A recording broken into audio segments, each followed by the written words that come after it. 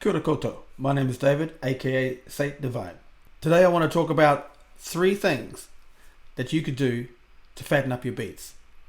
Now these are not the be all and end all, but they could help you. So let's get to it.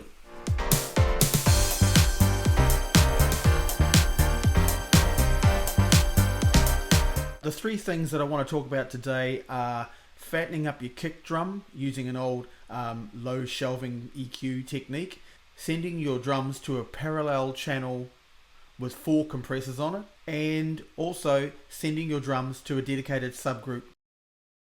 So let's have a listen to what we're working with today.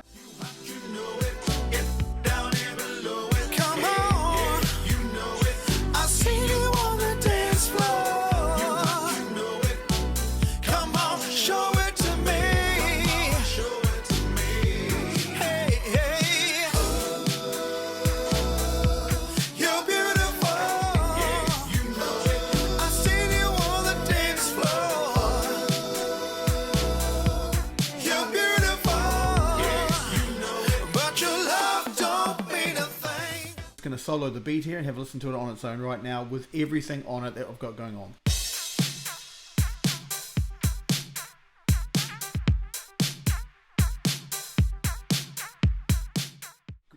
So here we are in the kick drum channel, and I have this EQ here, this Iosis, I think that's how you say it, with a rather large boost, around about 20 Hertz actually, and then I have this Fab Filter EQ with a high pass filter at 73 or thereabouts. I do this to taste. If I take both of these EQs off and listen to the kick on its own, I'll bring in the first EQ. A lot of weight going on here, and then I'll bring in this second EQ.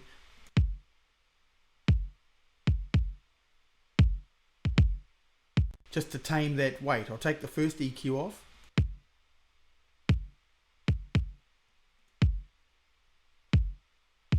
So that's like the first thing that you can do to your kick drum. So into the snare channel, and this snare sample is already pretty fat, just on its own without anything.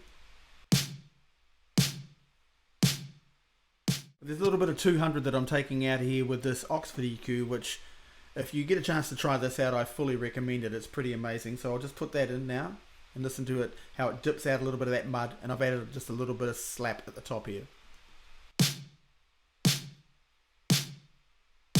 I've got a parallel compressor happening in its own effect rack down here, and it's the 1176 clone. I'm just going to pop that in. Hitting pretty hard. Another Fab Filter Pro Q3 here. Just again, dipping out this low end mud.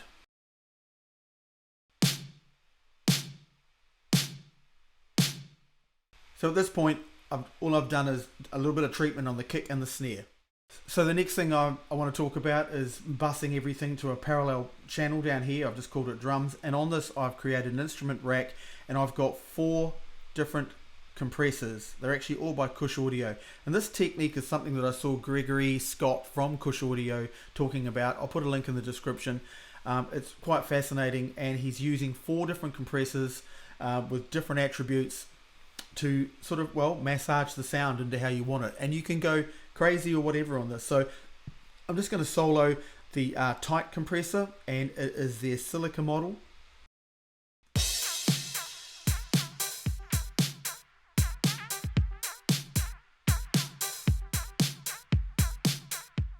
You know, just touching it a little bit really. I'll go into the punch compressor, and this is their AR1 compressor, and listen to what it's doing.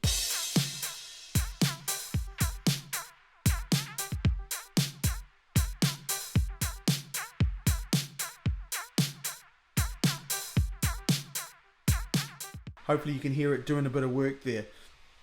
Then into another compressor. Mr. Scott calls it the Smash compressor. It's their Novatron. Novatron. I love that name.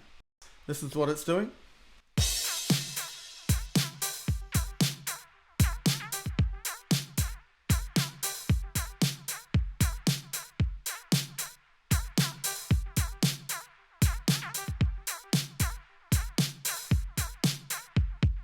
Just really giving it just a little bit of a bash, really. Nothing too dramatic though.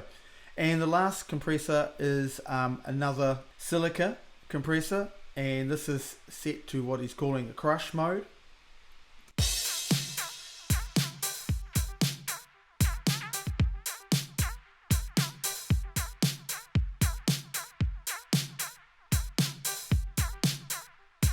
Significantly more compression going on there.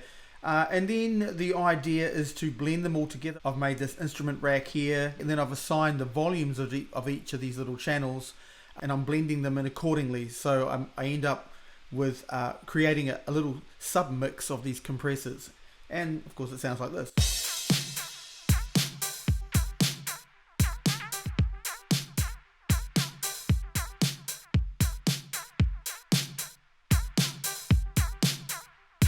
Final thing that I do is send everything to a subgroup. This is a Michael Brauer mix down approach, where he uses multiple compressors and sends different elements of the mix to different compressors.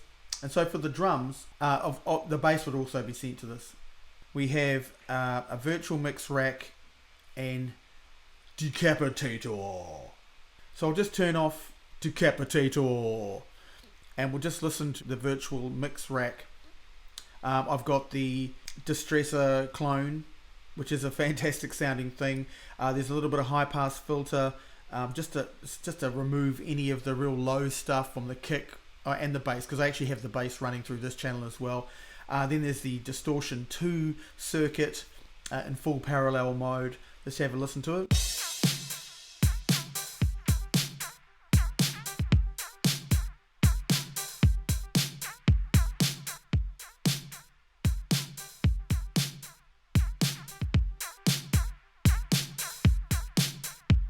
So definitely a little bump and grind going on there, and it's all just, you know, adding up to weight, texture, and presence within the mix.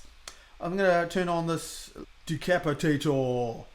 I don't know why I'm saying it like this. It just sounds fun.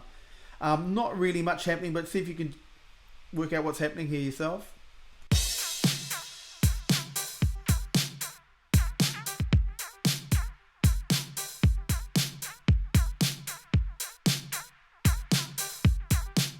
What I'm hearing is a little low end bump, just a little bit of saturation at the bottom end.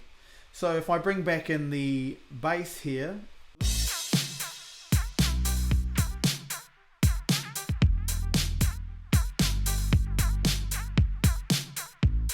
so that's just a small insight into a couple approaches that I tend to be doing these days, just to get the drums to sort of move a little bit with those compressors.